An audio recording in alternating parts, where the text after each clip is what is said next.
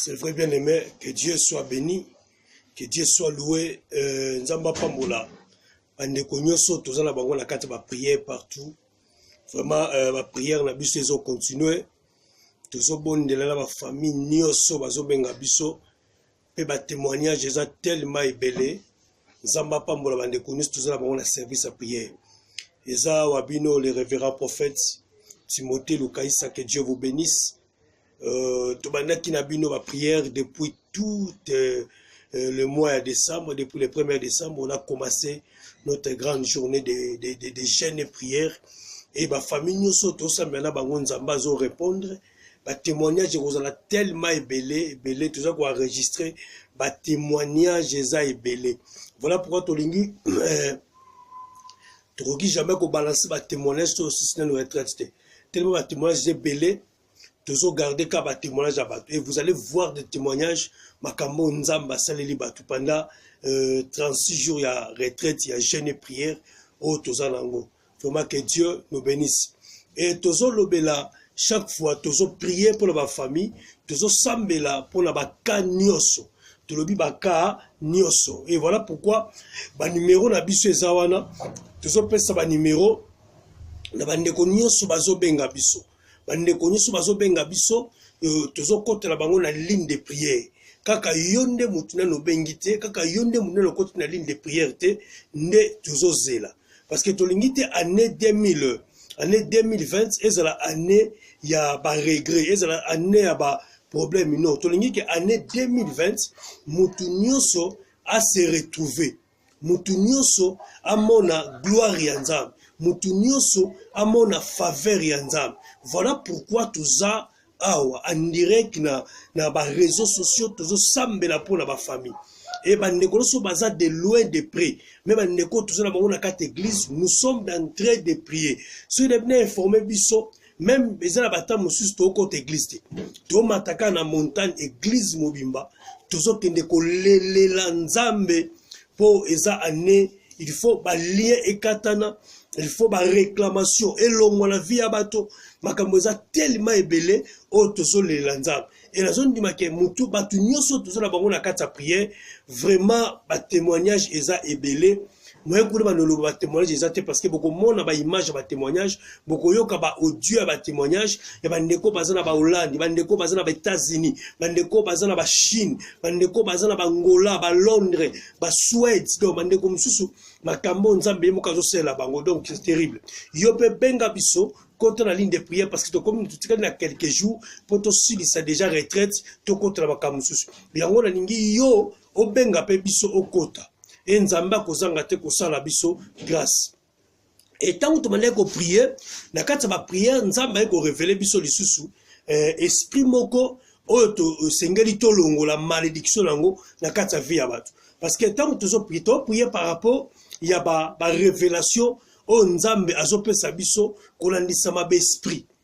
L'esprit oyo ezo combattre vie abatu, l'esprit oyo ekangi ba vie abatu belé. Voilà pourquoi tozo prier pour nango. Et semaine passée, donc tozo qui na prière, nzambe a révélé biso encore une malédiction, il y a esprit à Tammuz. Une malédiction, il y a esprit à Tammuz. Et nous avons déjà commencé à prier par rapport à l'esprit wana. Kolongo la malédiction à Tammuz na kata vie ya mutu. Tammuz makamunzamba zo révélé biso, même biso mogezo lekela biso tellement makasi. Et so lekela biso parce que na comprendre que nzambe alingi te année oyo 2020 batu balela. Mais nzambe alingi année 2020 mutu nyonso oyo azo komi bongisa na nzambe, oyo azo ko réparer na nzambe vinaye, je crois que le Seigneur est en train de restaurer. Nzambe alobeli biso par rapport au esprit à Tammuz. Alors bien esprit à Tammuz eza malédiction moko ya influence lisusu makasi oyo evandi na kata vie ya bato ebele me bato ebele bazo yebate. Malédiction à Tammuz eza la mutu musoso landa biso sikoyo. Peut-être problème na yo eza ya rekabitité. Problème na yo eza la nidité te. Mais problème na yo eza malédiction ya Tammuz. Tammuz on peut poser question le bi makamu prophète azo bimisa oyo eza ndenge nini. Tammuz eza esprit eza malédiction moko eutaka na nzela ya basi. Na nzela ya basi, tope na nzela ya mibali, na nzela ya makila innocent. Donc Tammuz, est-ce que vous me comprenez? Tammuz eza malédiction moko oyo ekomelaka mwana mwasi to ekomelaka mwana mobali na nzela ya makila innocent. Donc makila oyo oboma, makila oyo sopa, makila moko esala yo eloko te. Et esprit à Tammuz eza esprit moko ya accusation. Tangu mutalongoli zemi, to tangu mutabomi moto, esprit à Tammuz ezwaka makila wana. Eza ko presentango pa ina nzambe lokola vengeance ya mutu oyo asali mbeba oyo. C'est ça l'esprit de Tammuz. Tozui yango na Ézéchiel. Ézéchiel chapitre 8 verset nango 14. Ézéchiel chapitre 8 verset 14. Okomona tangu Ézéchiel azo sambela, Nzambe amemi Ézéchiel na kati ya dimension moko élevé, et tangu amemi Ézéchiel a komisi eti esika basalaka ba pratique parce que ezala ba cérémonie tellement ébélé oyo Nzamba lakisaki prophète Ézéchiel. Tangu zotala Ézéchiel chapitre 8. Mais to komi parce que Dieu nous a révélé malédiction à Tammuz par rapport ya ta o tozanango. Nde Nzamba lobi na biso to sambela makasi malédiction wana elongwa. Gloire au Seigneur. Voilà pourquoi au romana on remarque nini. Tant Nzamba memi prophète Ézéchiel a quelque se retrouver na verset 14 amoni lisanga ya bana basi. Lisanga ya bana basi ebele bavandi na se baza ko invoquer, baza ko pleurer Tammuz. Divination moko élevé makasi na kati ya monde spirituel. Basi wana bazolela, basi wana baza ko pleurer, bazo ko loba maloba, baza ko invoquer, bazo sala ba incartation, bazo sala ba pratique liboso ya esprit wana ya Tammuz. Malobo basi wana bazo loba, biso tozo yebate, mais Bible lobi bazo lelela esprit wana. Donc cela veut dire baza kwa kize. Amen. Et le Seigneur nous a révélé que malédiction à Tammuz eza malédiction moko oyo eyaka na nzela ya makila. De deux ezwaka influence nango na maloba oyo batu baloba kapona batu. C'est ça. Donc on peut cet exemple pour comprendre. Et ça la mutu musu azolandanga sikoyo. Peut-être aux appels à jeûne et prière. Peut-être aux appels à katama bondeli. Mais problème inayezali, Tammuz, aux en affaire na Tammuz. Tu n'as pas affaire avec les sorciers de la famille. Tu n'as pas l'affaire avec la malédiction ya quartier. Mais tu as l'affaire avec l'esprit de Tammuz. Donc c'est-à-dire, malédiction aux mema, et ça malédiction oyo, ba condamné yo. L'esprit à Tammuz, parce que esprit à Tammuz ezwaka makila oyo mutu asopi abombi yango ezo crier vengeance panza. Voilà pourquoi ce qu'on tali na Genèse chapitre 4 otali na verset nango Genèse chapitre 4 tozu verset nango 10 jusqu'à 11e verset. Genèse chapitre 4 verset 10 jusqu'à 11e verset. Kuna bazo beta lisolo ya Kayin na Abel. Balobi nini? Kayin abomi Abel. Kayin tango abomi Abel, eloko Nzamba yokaki. Ayokaki cri ya Kayin, cri ya Abel. Mais Dieu a entendu les cris ya makila ya Abel et Sopani. Nzamba tuni Kayin, alobi nekono azawapi. Kayin a répondre na Nzambe, alobi je ne suis pas le gardien de mon frère. Nzamba ebisi Kayin boui, mais je n'ai pas compris. Moi j'ai entendu les cris du sang de ton frère. Ezo ganga tie pa inangai.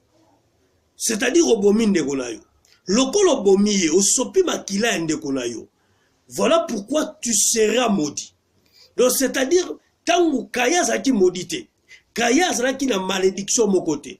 Mais lorsqu'il a versé le sang de son frère, le sang innocent, ce n'est pas Abel nde akizaki Kaya et pas Nzambe, non. Et mutu oyo akizaki Kaya et pas Nzambe, c'était le sang de son frère, le sang d'Abel. Donc le sang d'Abel ayait quoi akizé Kaya. Et lobi Nzambe so crier vengeance. Na sali l'autre côté. Na sali rien. Mais talan de quoi abomingai. Talan de quoi sopi magazo abominga la vie. Akatinga vie. Akatinga bomoy. Donc azo mérité ko vivre te. Azo mérité ko bongate. Parce qu'il m'a fait arrêter la vie. Innocemment. Na sali l'autre côté. Et le sang d'Abel est crié vengeance par Nzambe et Dieu a agi à travers le cri ya makila Abel. Et j'ai compris par rapport à ça, makila otomemaka ezalaka na monoko o elobelaka biso monoko ekizaka biso par Nzambe. Maintenant esprit ya Tammuz azwaka makila wana akomisi yango signe ya accusation et pas ya Nzambe. Quand toi tu pries le Seigneur, mais esprit wana Nzambe bazana posa salelo bolam, mais esprit wana eza ko présenter makila oyo yo sopaki. Et solo Nzambe, Seigneur, comment tu peux bénir cet homme pendant que cette femme a sali avortement? Ozomo. Donc c'est-à-dire conséquence. Oyo Tammuz azo sala na kati ya vie ya bato. Esprit oyo ezwaka makila na yo. Makila oyo bomi eza lokola ndenge Kaya bomaki Abel. C'était le sang nde akizaki. Et Kaya il était maudit. Eza la mutu musoso na ndanga sikoyo. Okomi maudit na vie na yo, yo peut-être ozo kanisa eza noko. Yo kanisa ozo peut-être ozo kanisa papa leki. Ozo kanisa peut-être eza voisin. Ozo kanisa peut-être eza bakis bakote liyo. Non. Mais peut-être ndoki ya vie na yo, eza ka yo moko. Oza na faire na esprit ya Tammuz. Oza na makila opesa Tammuz. Makila oyo sopaka. Et tangu Tammuz azu makila wana, chaque fois makila wana ezoloba. Makila wana ezoloba. Yango zomo na fi ya mutu mususu ezawa, azolandanga, otamboli na hôpital oza normal, mais ozobotate. Ozoluka vie ezala stable, osali nyonso po vie ezala stable, vie ezokoma stable te. Ba makambo nyonso ya yo eza bloqué. Osali nyonso peut-être ozomona olembi déjà. Mais peut-être eza esprit ya Tammuz nde eza ko akize yo. Amen. Okoko loba ngala boma mutu te. Mais na ko pesa yo ba élément oyo ezo salake esprit ya Tammuz eko akize pa inanza. Cri ya makila wana ndenge ganga ki epa ya Abel et pona Kaye et ganga pe pona yo. Na ko pesa exemple moko. Eza na Bible, na Genèse chapitre 38. Ce qu'on dit Genèse chapitre 38 verset 6 à 10. Bible ezobet la biso lisolo ya mwana moko na komba Onan. Balobi Onan tangu azu mwasi Tamar batindi ya kende coucher na Tamar po azwa apesa postérité. Et Onan azozwa postérité wana azobwaka yango na mabele. Il jette ça par terre. Or son grand frère il est pas là qui parmi batoyo babandaki ko bwaka sperme na mabele. Et la Bible dit nzamba bomaka ndeko na mobali. Et le père croyait que ndeko ya mibale tanga kokende pa mwasi ya osala actualité. Mais yepeta waye akomi bwaka kaka sperme na mabele. Or sperme eza makila. Sperme eza batu. Ozomon. Selon la médecine, sperme moko eza na 32 000 enfants. Ozomon. 32 000 enfants. Maintenant, tango yozo bwaka sperme wana na mabele, ozo sala lokola Onan. Mwana ya Jida, oza koboma de génération en génération. Ozo verser makila innocent. Voilà pourquoi Dieu les a tués. Nzamba bomaki. Parce que les conséquences, ya mutu azo sopa makila innocent, c'est la mort. Nzamba bomaki. Et au moins, tango asali yango, Nzamba moni que notre c'est trop, Dieu les a tués. À cause, ya ko verser makila innocent. Yo kolo bobi que super mais ça ka super. Mais nzamba bomaki onan à cause ya super mais kaka zo boaka na se. Peut-être yo pozo ndanga suko. O boaka ka super mais na se tango sangana kana mama. Peut-être yo zo ndanga suko. O sala ka masturbation na savon. O boaka ka super mais na se lokola onani abande ko sa. O koko lobolobi na sala ka masturbation te mais o utilisa ka préservatif. Mais tant que vous utilisez un préservatif, au tchaka nini na kata préservatif, eza superbe. Tant que vous bomi au bois qui superbe na préservatif, aussi ok ko bois kayangu, au bomi banawana, eza ko boba, eza ko verser les sa innocent. Est-ce que vous comprenez malade? Donc c'est-à-dire, tamuza zwa biloko wana nyoso, banawana jusqu'à présent bazo crier vengeance. Et pas nanza. Yango zo mona makabe belé ya yo. Ozo sambela ezo simbate. Ozo sambela ezo marchete. Pourquoi? Parce que yo moko o kotisi malédiction la vie na yo à partir ya biloko yo sali. O sala avortement. O sala avortement kenda balongola oze. O sala ba critage.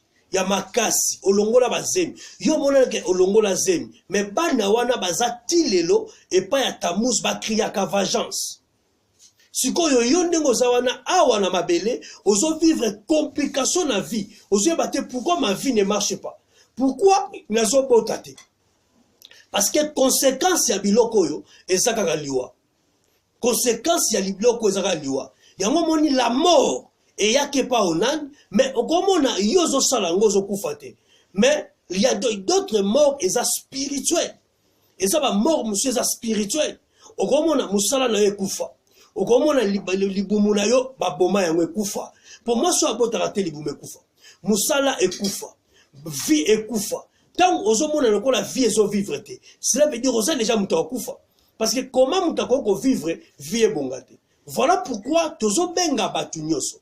Peut-être osana kata makambo nan. Tamuza zo ko accuser avec les sang innocents. Oh yo versa. Voilà pourquoi ezala ba service.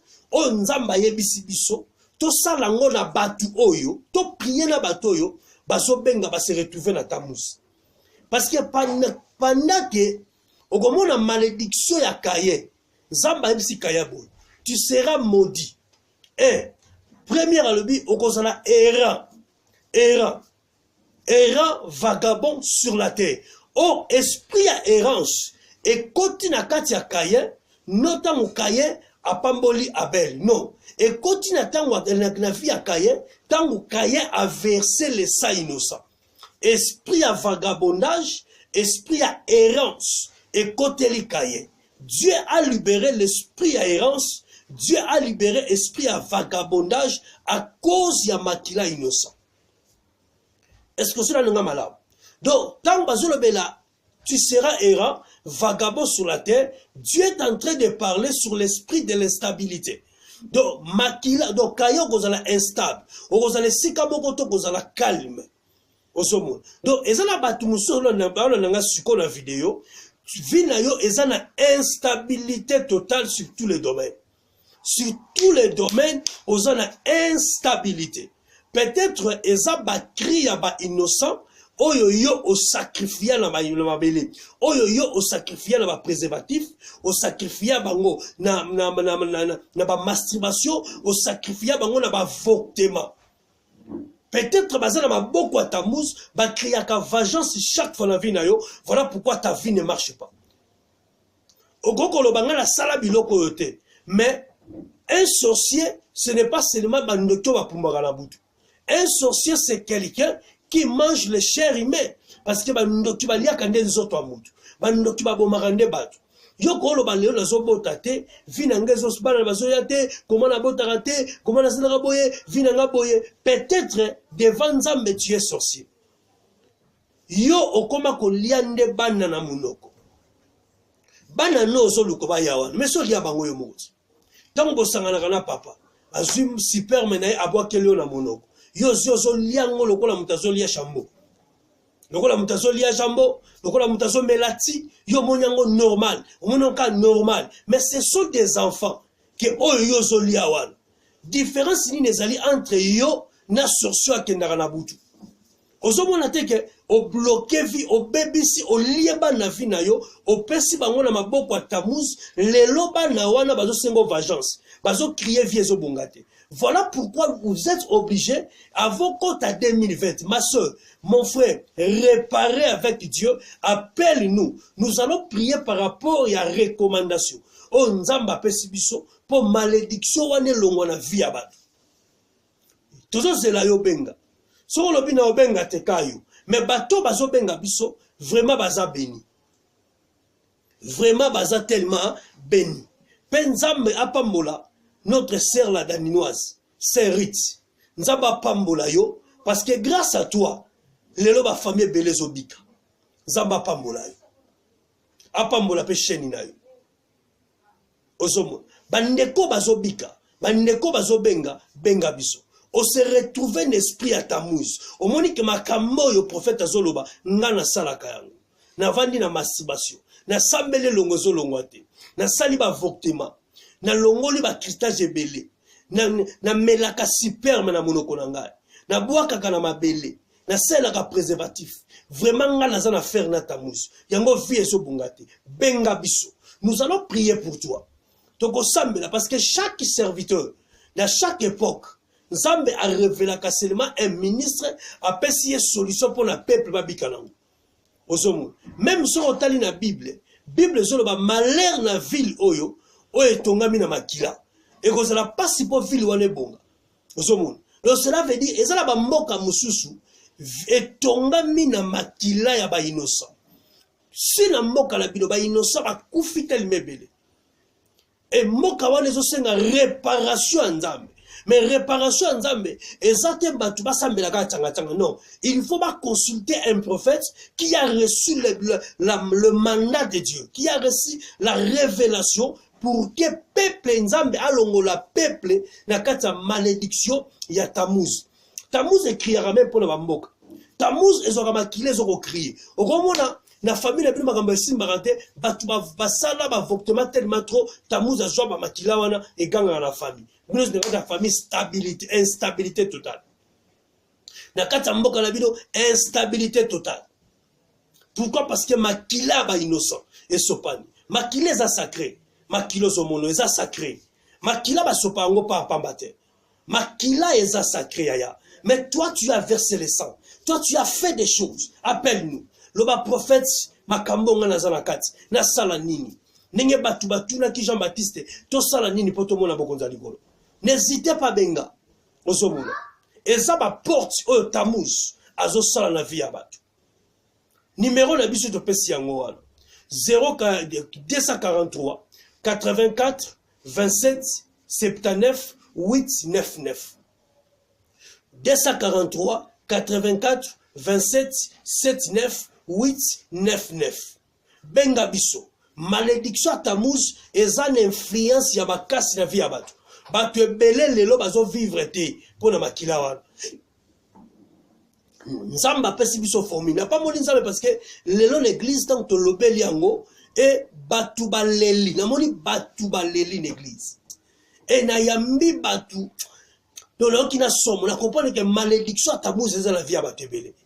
Okolo bolobi ngasi na sambela papa, o sambela déjà. Mais tant nzamba révélé na mosali na yi benga okota la service. To okota na 2023 to lingi ke nzambe a pardonné mutu nyonso. Akota na kata faveur ya nzambe, nzamba sali sabiso.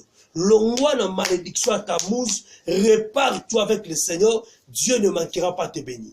Zamba pambola ba famille nyonso ba landi biso, zamba pambola partout sika bozali, toujours c'est la appel na bino, toujours sambela ligne de prière et zo continuer to aussi le 31 décembre. Donc compta déjà la ligne de prière, ba enregistrer yo, to sambela ensemble na yo pour nzamba zanga te ko sala biso grâce. Peto pambola ba ndeko nyonso o bazo soutenir biso na kata retraite. O balobi ke prophète ne besoin de retraite ensemble pour la famille mai nanga yango bomela ta mai. Moi miliki yango bomela miliki. Tozo gêner, tozo prier pour la problème. Nzamba pa mo ndeko nyonso bazo soutenir biso volontairement la prière oyo. Que la grâce de Dieu ezali ko na bino. Numéro na biso yango 084 27 79 899. Otie code de biso mboka 00243 au compte la ligne de prière et Nzambe akozanga te kopambola yo. Que Dieu vous bénisse. Amen.